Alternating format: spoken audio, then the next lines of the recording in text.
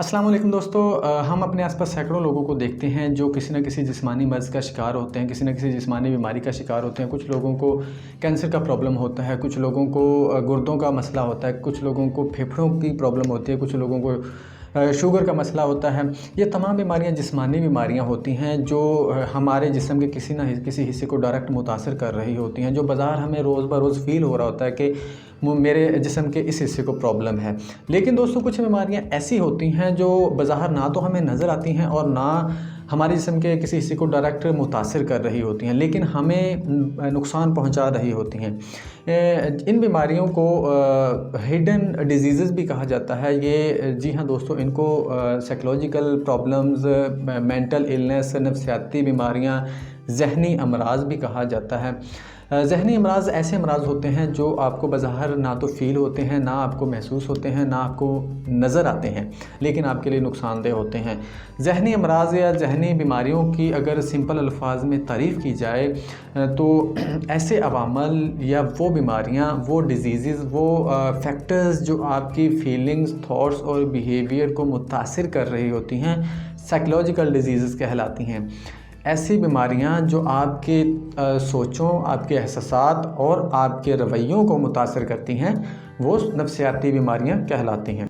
नफ्सियाती बीमारियां या ज़हनी अमराज़ या मेंटल इलनेस दोस्तों ऐसे प्रॉब्लम्स होते हैं, ऐसे मसाइल होते हैं जो जिस्मानी बीमारियों से ज़्यादा संगीन साबित हो सकते हैं। आपने अपने आसपास देखा होगा कि कुछ लोग ऐसे होते हैं जो बहुत कम या बहुत ज़्यादा खाते हैं, कुछ लोग ऐसे होते हैं जो बहुत कम या बहुत ज़्यादा सोते हैं, कुछ लोगों को आपने देखा होगा कि किसी काम को वो बार बार कर रहे हैं, हाथ बार बार धो रहे हैं, या अगर वो सफाई कर की है उन्होंने थोड़ी देर बाद फिर वो सफाई करना शुरू कर देते हैं। कुछ लोग आपने ऐसे भी देखे होंगे जिनको कुछ चीज़ें नज़र आती हैं, कुछ लोग आपने ऐसे भी देखे होंगे जिनको कुछ सुनाई देता है बार बार। कुछ लोगों को आपने ऐसा भी देखा होगा जो चीज़ों को भूल जाते हैं। कुछ लोग आपने ऐसा भी देखा होगा बहुत ज़्यादा गुस्सा करते हैं। कुछ लोगों को आपने ऐसा भी देखा होगा कि वो अलग थलग रहते हैं, लोगों से मिलना जुलना पसंद नहीं करते, वो अलहदा ही रहते हैं। कुछ लोग आपने ऐसा भी देखा होगा, आपको बताते नज़र आएंगे कि उनको मरने के ख़्यालात आते हैं, उनका दिल करता है कि वो मर जाएं। कुछ लोग आपने ऐसा भी देखा होगा कि वो मरने की कोशिश करते हैं। कुछ लोगों को आपने ऐसा भी देखा होगा कि जो बज़ाहिर ख़ुदकुशी की कोशिश करते हैं और मर जाते हैं। तो नाज़रीन, ये मुख्तलिफ़ जो मैंने आपको चीज़ें बताई हैं, ये दरअसल नफ्सियाती मसाइल होते हैं। नफ्सियाती मसाइल की वजह से ये सारी चीज़ें उसमें हो रही होती हैं, सारे जो काम हो रहे होते हैं वो नफ्सियाती मसाइल की वजह से होते हैं। हमारा मसला ये है कि यहाँ पर नफ्सियाती मसाइल के बारे में बात नहीं की जाती। हालांकि नफ्सियाती मसाइल जो हैं वो जिस्मानी बीमारियों से ज़्यादा संगीन हैं और संगीन साबित हो सकते हैं। उसकी वजह ये है कि अगर आपको एक नफ्सियाती मसला हुआ है तो वो आगे जाके आपके जिस्मानी मसाइल में बदल जाते हैं, जिस्मानी बीमारी में बदल जाती है। अगर आपको कोई जहनी बीमारी है तो आगे जाके जहनी बीमारी की वजह बन सकती है। मिसाल के तौर पर अगर एक बंदा बहुत ज़्यादा खाता है और मोटा हो जाता है, तो आपने सुना होगा कि मोटापा खुद एक बीमारी है, क्योंकि जब बंदा मोटापे का शिकार हो जाता है तो बहुत सी बीमारियां जन्म लेती हैं। इसका मतलब है कि वो साइकोलॉजिकल जो उसको प्रॉब्लम था, नफ्सियाती मसला था ज़्यादा खाने का, ज़्यादा खाना भी एक नफ्सियाती मसला है। ज़्यादा खाने का जो मसला था उसकी वजह से उसको मोटापा हुआ, मोटापे की वजह से बहुत सी बीमारियाँ उसको हो गई। तो ये इस तरह से देखा जा सकता है। एक बंदा जब डिप्रेशन का शिकार होता है, उदास होता है, तो वो मरने की कोशिश करता है। बाज़ लोग ऐसे होते हैं जो मर भी जाते हैं। तो इसका मतलब है कि जो एक नफ्सियाती बीमारी थी उसके लिए बहुत ज़्यादा संगीन साबित हो। तो दोस्तों, बात यह है कि हमें इन चीज़ों के बारे में जानना चाहिए, हमें इन चीज़ों के बारे में इल्म होना चाहिए ताकि हम इसका वक़्त से पहले तदारुक कर सकें, इससे पहले कि ये हमारे लिए संगीन साबित हो, हम इसके लिए इसके तदारुक के लिए, इसके इलाज के लिए कुछ कर सकें। मसला ये है कि हमें नॉलेज नहीं होता।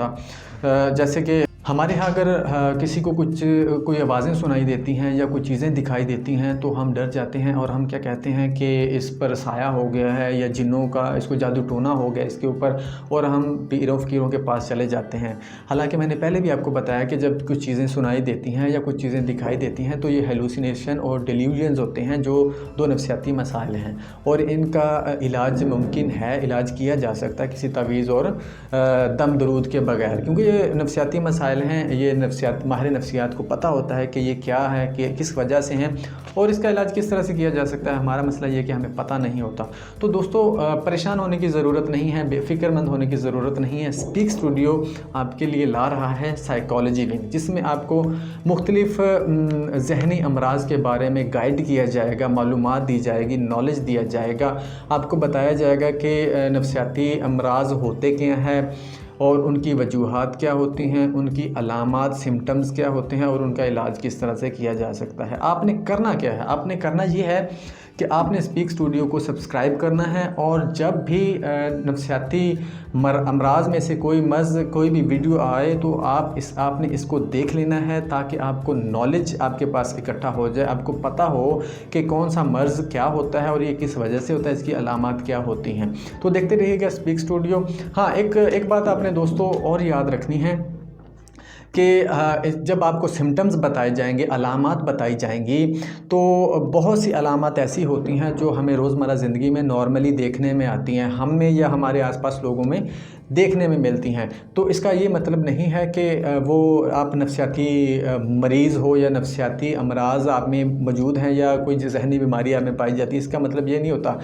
जो नफ्सियाती अमराज़ होते हैं या ज़हनी बीमारी होती है, उसकी तशख़ीस होती है एक ख़ास तादाद में। जो सिम्टम्स अलामात होती हैं एक ख़ास तादाद में, अलामात एक ख़ास वक़्त के लिए जब किसी आदमी में, किसी इंसान में पाई जाती हैं, तब उसकी तशख़ीस की जाती है कि ये वाला ज़हनी मसला है, ये वाला ज़हनी मर्ज़ है। तो आपने ख़ुद को जज नहीं करना कि आपको ज़हनी मर्ज़ हो गया है, आपने ये काम माहिर नफ्सियात पर छोड़ देना है।